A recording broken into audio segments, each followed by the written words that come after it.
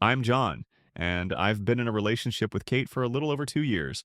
We met during college in San Francisco, and while we're technically living the dream, the whole millennial high achiever type, our relationship isn't perfect. It's had its share of ups and downs, but for the most part, it's been steady.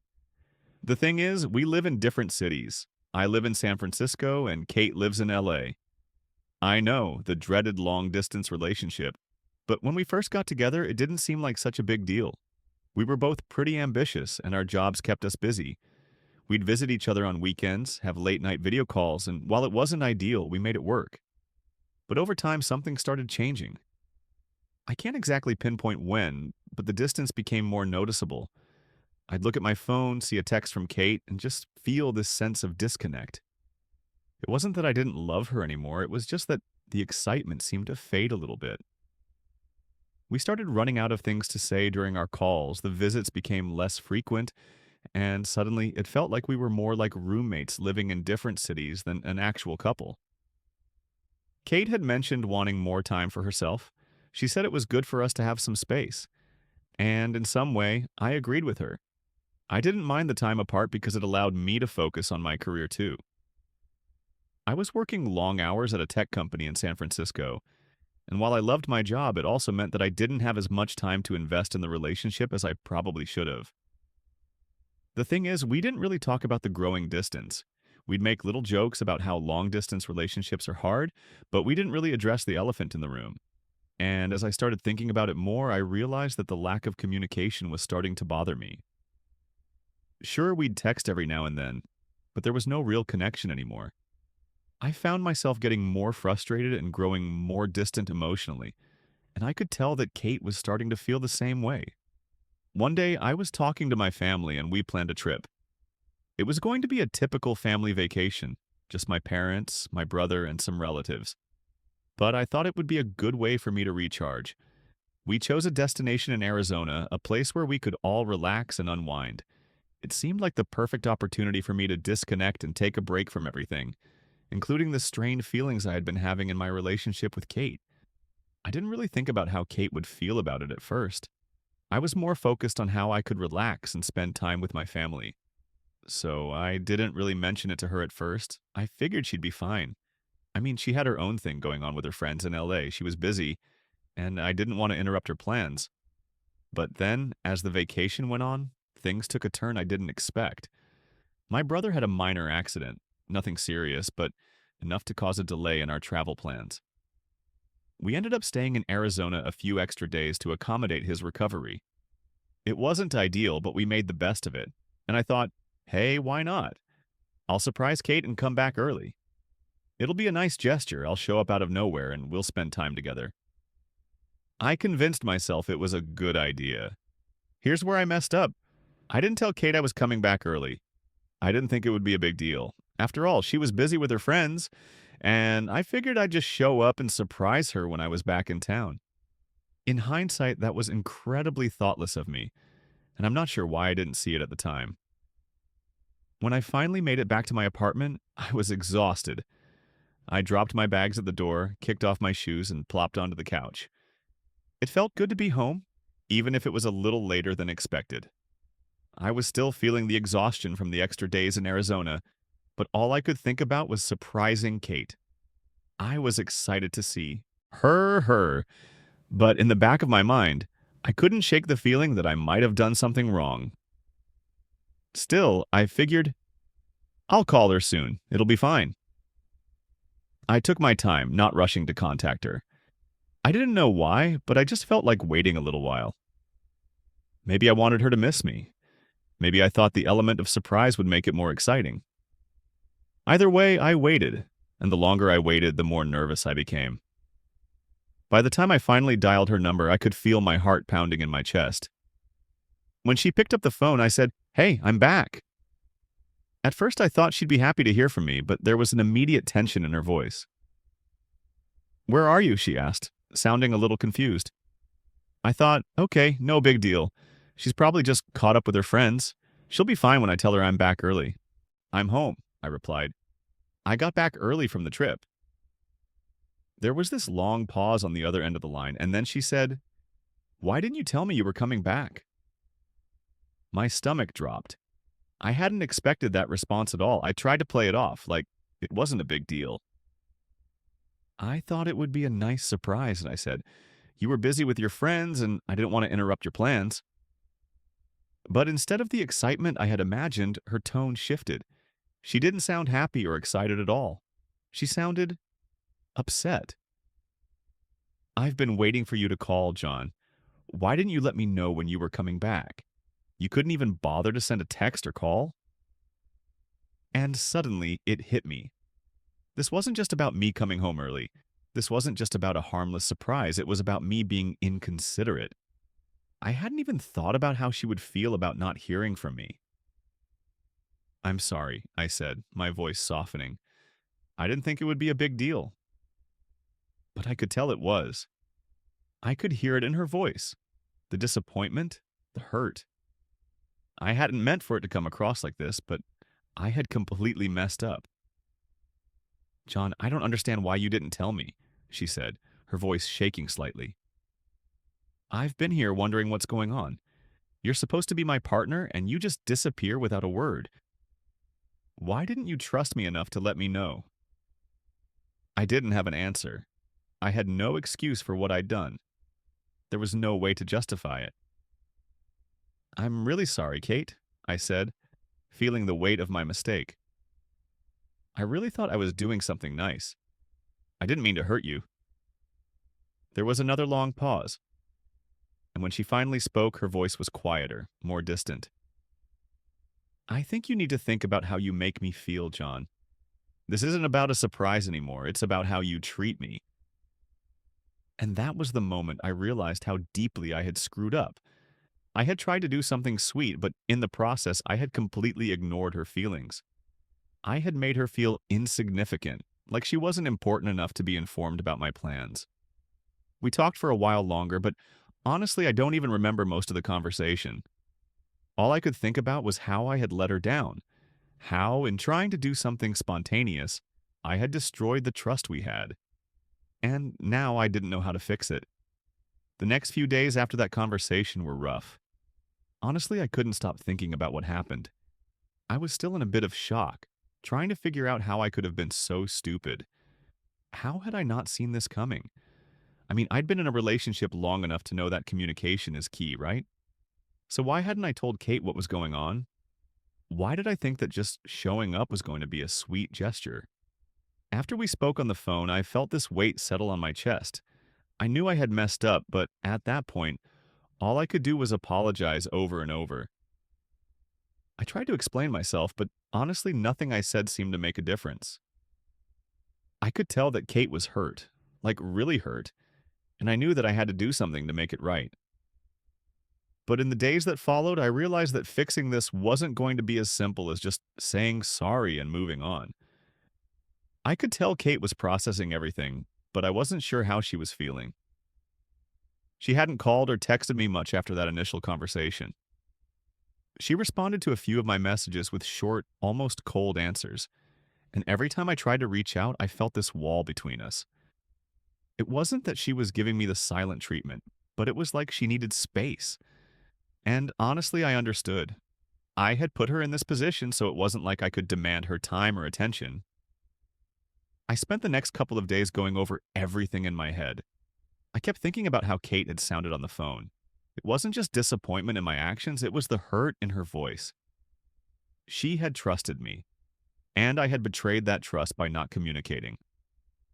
I mean, yeah, it's just a phone call, right? Just a simple text to say, "Hey, I'm coming back early." But it meant more to her than I had ever considered. I tried to rationalize my actions, tried to tell myself that I hadn't meant any harm. I didn't think coming home early would be that big of a deal. I was genuinely trying to be spontaneous and fun. But as I kept thinking about it, I realized that Kate didn't need more spontaneity in her life. What she needed was consistency. She needed to know that I would always have her back, that I wouldn't just disappear on her without a word, that I would communicate even when it felt like a small thing. The guilt was eating me up. Every time I picked up my phone to send a text, I just felt this pit in my stomach. What if I messed up so badly that she couldn't look at me the same way? What if she didn't feel the same about me anymore? I kept thinking about how I'd let her down. I had let my desire to surprise her outweigh the respect I should have shown her as my partner. Finally, after a couple of days of this emotional tug of war, I decided that I had to try something more than just texting and calling. I couldn't just rely on my words to fix this. I needed to show her that I understood the gravity of my mistake. So I planned something that would hopefully prove to her that I was serious about making things right. I had to admit, though, I wasn't even sure where to start. I thought about apologizing again, but after the first round of apologies, it felt like repeating the same words over and over wouldn't be enough. I needed to show her that I had learned from my mistake, that I wouldn't just leave things hanging. I thought about what Kate might need right now. Space, maybe, but also reassurance that I was committed to her. So I decided to plan a day for just the two of us. I texted her, telling her I'd like to meet up and talk in person. It wasn't a text full of excuses or more apologies. I kept it simple. I want to see you. Let's talk. I'm sorry for what happened, and I just need the chance to explain myself face to face. It took her a while to respond. I wasn't surprised. I knew she needed time. But when she finally replied, she said, "Okay, we can talk, but I don't know what to expect, John." I didn't blame her for saying that. She had every right to be skeptical of my words at this point. I had messed up. But I was going to do everything I could to show her that I was serious about fixing this. The day we met up, I was a nervous wreck. I hadn't seen Kate in over a week, and I didn't know where we stood. The thought of facing her, knowing how badly I had hurt her, made my stomach churn. I walked to the coffee shop where we had planned to meet, trying to gather my thoughts. It was a quiet little place, tucked away in a corner of the city that we both liked. I remember the first time we'd sat there talking for hours about our hopes and dreams, both of us so sure that we were building something real. But this time, it was different. I knew I wasn't just walking in to meet her like everything was fine. I was walking in to face the consequences of my actions, hoping she would give me a chance to fix things. When I saw her sitting by the window, she looked distant. Not in a bad way, but she definitely didn't look like the Kate I knew. She was still beautiful, of course, but there was a guardedness to her now. She didn't smile when I walked in. There was no warm greeting. She just nodded at me as I sat down. "I've been thinking about everything," Kate started, her voice steady, but there was still a little emotion behind it. "And I don't know if I'm ready to just move on from it. You can't just disappear and expect everything to be fine. I need more than that, John." Her words stung, but they were the truth. I had been trying to dodge this conversation by distracting myself with excuses, but there was no denying that what I had done was wrong. I had let her down. "I know I've messed up," I said, looking her in the eyes. "And I'm sorry. I can't take back what I did, but I want to prove to you that I've learned from it. I can't expect everything to go back to normal right away, but I'm willing to do the work. I want to rebuild what we have, if you'll give me the chance." She didn't say anything for a moment, just stared out the window as if considering her options. I hated the silence, but I knew I had to let her process. After a few minutes, she looked back at me, her expression softer, though still serious. "I don't know, John," she said quietly. "I want to believe you, but I don't know if I can just forget how hurt I felt when you didn't even think to tell me. That's not just about this trip. It's about everything we've been going through. It's about you not being there when I needed you." I felt like I had been punched in the stomach. She was right. I hadn't been there for her when she needed me. And this wasn't just about one stupid mistake. It was about the accumulation of all the little things I hadn't done to make her feel valued and supported. It hit me like a ton of bricks, and in that moment, I knew this wasn't going to be easy. I had a lot of work to do if I wanted to make things right. The days following our heart-to-heart conversation were awkward, to say the least. As much as I wanted to believe that things would magically go back to normal, I knew better. The tension between Kate and me was palpable. There was no denying it. Every time we spoke, it felt like we were speaking from opposite sides of a great chasm, trying to bridge the distance with words that felt hollow and forced. And I hated it. I hated that we had gotten to this point. I hated that I had put us here. The next few days after our meeting were a blur of emotional uncertainty.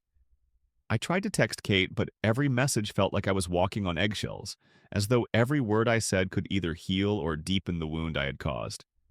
It wasn't that Kate was rude or cold, but I could tell she was still processing everything. She had every right to. I had done something thoughtless and selfish, and now she was weighing whether I could be trusted again.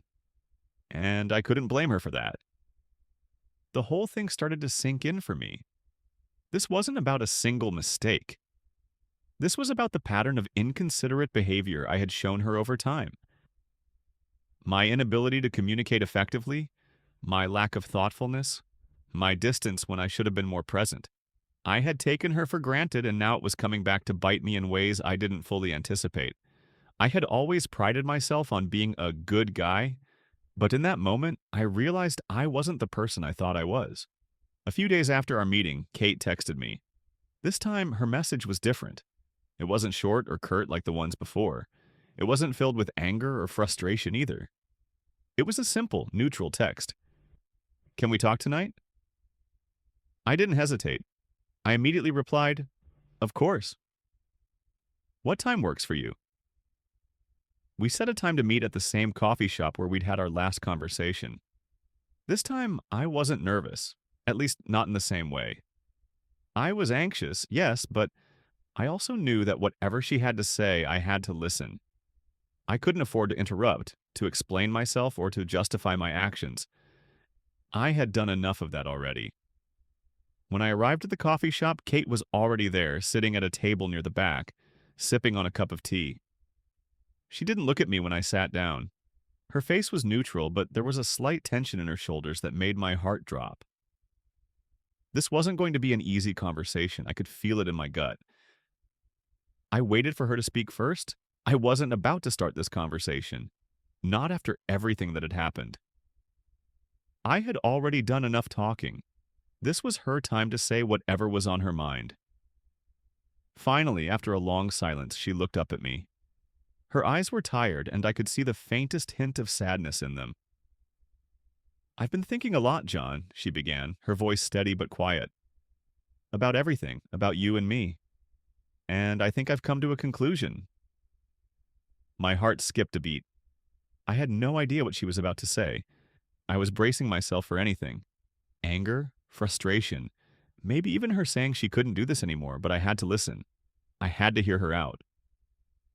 Kate took a deep breath before continuing. I've realized that I've been letting things slide. I've been making excuses for your behavior.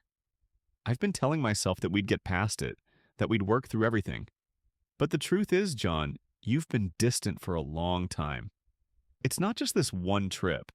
It's not just the fact that you didn't tell me you were coming back early. It's the fact that I've felt ignored by you for months now. And I've let it go because I didn't want to rock the boat. Her words hit me like a ton of bricks. I had expected her to focus on the trip, to call me out for the surprise, for not telling her when I was coming back. But no, Kate was addressing something much bigger. This wasn't about a single mistake. This was about a pattern of neglect, a pattern I had been blind to, and she had been carrying the weight of it for so long. I've been trying to understand why you've been so distant, Kate continued, her voice shaking just a little. But the more I think about it, the more I realize that maybe I haven't been the priority in your life. I've always felt like the backup plan, like if everything else failed, you'd show up for me. And I can't keep doing this. I can't keep being the one to fight for something that I'm not even sure is worth it anymore. Her words were cutting, and I didn't know how to respond. Every sentence felt like it was digging a deeper hole for me. I wanted to apologize again, to tell her how much I regretted everything. But deep down, I knew that words weren't enough anymore. I had said sorry too many times, and it was clear that she needed more than that now. I don't want to keep fighting for something that feels so one-sided, Kate continued, her eyes not leaving mine. I don't want to be with someone who doesn't value me the way I deserve to be valued. I've been patient, but it feels like you've checked out. And I'm starting to wonder if maybe it's time for me to check out too. The room felt like it was closing in on me. I could feel the tension between us, the emotional distance, and I knew exactly why it was there. It wasn't just about the trip, it was about everything I had failed to do. I opened my mouth, but for a moment, no words came out. How could I even start to explain everything I was feeling? How could I make her understand the depth of my regret? How could I convince her that I was capable of changing, of being the person she needed me to be? Kate watched me, her expression a mixture of sadness and determination. I need you to understand that this isn't just about this one thing, John.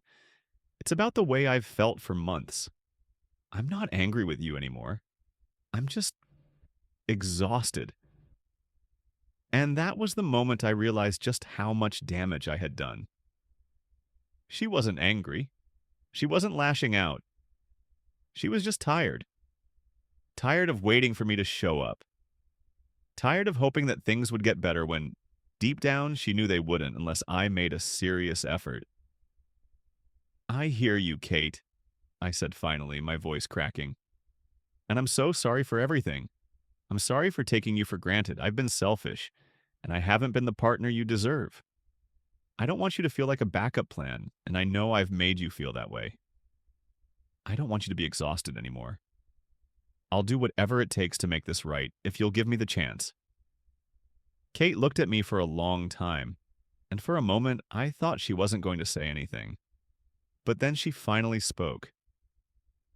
I need time, John. I need time to think about everything. This is a lot for me to process, and I don't know if I'm ready to make any decisions right now. I nodded, understanding.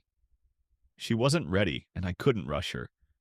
All I could do was give her the space she needed and prove through my actions that I was willing to do the work to rebuild what we had. I spent the next few days in a haze. Everything Kate had said during that conversation was still echoing in my head, replaying over and over in my mind. The weight of it all, her words, her hurt, and the realization that I had failed her in ways I never imagined. It was crushing. I felt like I was suffocating under the pressure of the guilt. It wasn't just about messing up one time, about the stupid surprise of coming home early. No, it was about years of neglect, small moments where I wasn't there for her when she needed me the most. It was about all the times I took her for granted, thinking she would always be there no matter what. That thought alone tore at me. I had been so careless, so blind to her needs. It was like I'd been living in my own little bubble, consumed by my own world, not stopping to consider how my actions were affecting her. Now that she was confronting me, I couldn't deny it anymore. The guilt settled in like a heavy weight, and no matter how hard I tried to distract myself, it was always there. I tried to throw myself into work, hoping that being busy would take my mind off everything, but it didn't help. Every time I saw a text message from Kate, or worse, when there was no text at all, it was like a punch to the gut. I wanted to fix things so badly, but I wasn't sure if she even wanted to talk to me anymore. She needed time, yes, but I was afraid that time would only make her realize that she was better off without me. I also couldn't shake the thought of her saying she was exhausted. I felt like I had drained her emotionally. She was tired of fighting for something that wasn't there, and I didn't know how to give it back to her. How could I make her feel valued again? How could I rebuild the trust I had broken? I wanted to show her how much she meant to me, but it was like I had dug myself into a hole that I didn't know how to climb out of. I had spent years being complacent, thinking that everything was fine as long as we were getting along. But I hadn't really been paying attention to the cracks in our relationship, the little things that were falling apart. Kate wasn't just upset about the trip. She was upset about all the times I had let her down, all the things I should have noticed, all the times I should have put her first. She wasn't angry anymore, but the exhaustion in her voice, the resignation, was enough to break me. She wasn't just upset with me. She was resigned to the fact that I had let her down for too long. For the first time in a long while, I really started to understand what was at stake. This wasn't just about fixing the immediate problem. This wasn't just about coming up with a grand gesture or buying her a nice gift to apologize. This was about my entire approach to our relationship, my ability to be present and supportive, and my willingness to step up when it mattered. And honestly, I wasn't sure if I could fix it. I couldn't blame Kate for feeling the way she did. If I were her, I would be feeling the same. She had every right to be angry, disappointed, and exhausted. She had given me her trust, her time, and her love, and I had squandered it. It didn't matter that I didn't mean to hurt her, or that I was only trying to surprise her with an early return. The bottom line was that I had put my own needs ahead of hers, and now I had to face the consequences. It was hard to swallow, really hard. I had always considered myself a good person, but I realized how easily I took Kate for granted. She had quietly endured my mistakes, never making a fuss, and now she was pulling away. This scared me more than anything. The pain wasn't just from guilt, it was the fear of losing her. She had been my constant, and I had ruined it by being selfish. I hadn't given her the attention she deserved. Now, I wasn't sure how to make it right. Despite everything, I knew I couldn't give up. I had to show Kate that I was committed to change. Over the next few days, I focused on my actions, being more mindful of the small things that mattered to her. I couldn't just apologize again. I had to prove I was willing to work on myself and be a better partner. The process wasn't easy, and at times I felt powerless. I didn't know where we stood, and the uncertainty made it worse. But gradually we began talking more, even if it was just small talk. It wasn't perfect, but it was progress. I realized I had neglected the work needed in a relationship, both with her and with myself. I started making small changes, being more present, listening, and showing up for Kate in ways I hadn't before. It wasn't about grand gestures, but consistency. Though things weren't always smooth, there were moments of connection, reminding me of what we had. One evening, Kate turned to me and said, "I love you, and I want to try to make this work." She acknowledged our issues, but was willing to give us a chance. She said it wouldn't be easy, but we both needed to work on ourselves and our relationship. I promised her I would do everything in my power to show her she mattered. Kate's trust wasn't something I could take for granted again. This was just the beginning of a new chapter, where we both had to actively work on our relationship. Looking back, I realize how much I've learned. Relationships require effort, care, and attention. I had almost lost Kate because I became complacent, but I've also learned it's never too late to change. If you mess up, take responsibility, show up, and never take a second chance for granted. Kate and I are still working through things. It's not perfect, but we're committed. Love isn't about perfection, but about growing together and never giving up. And for that, I'm incredibly grateful.